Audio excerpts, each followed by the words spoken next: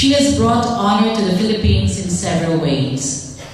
She was deemed one of the 100 most powerful women in the world by the Australian magazine. She was chosen as laureate of the Magsaysay Award for Government Service, known as the Asian equivalent of the Nobel Prize.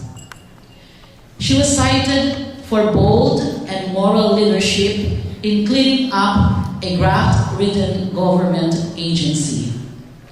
Most recently, she obtained the highest number of votes from states parties during the 2011 election of judges of the International Criminal Court.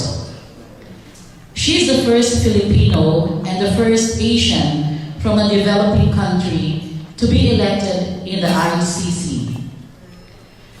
Dr. Santiago is one of the most intellectually brilliant leaders that our country has ever seen.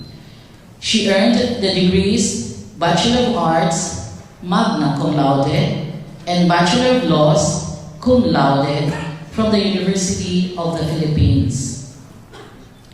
She went abroad and earned the graduate degrees of Master of Laws and Doctor of the Science of Jurisprudence from the University of Michigan. Miriam Defensor Santiago, Senator of the Philippines.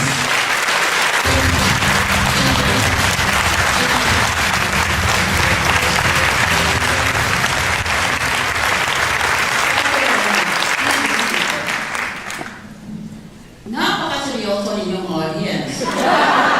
Natatakot na tuloy ako, baka galit kayo sa akin dahil late ako. I beg your forgiveness. I'm late because I was waylaid by the Senate media here in an adjoining room. They wanted a press conference on the latest news, late-breaking news about the plunder cases against certain senators. Mag-umpisa kaya muna. Nagtataka talaga ako kanina dahil usually pag nagsalita ako, magulo na ang audience. Lahat ng mga estudyante. So, natanong ko ang sarili ko, bakit ang tahimik na tumatawa? So, I went over and I asked my neighbor, do the pathologists mostly work with the dead people? Because that will make it understandable. Don't worry about that, because I also work with dead people in the Philippine Senate.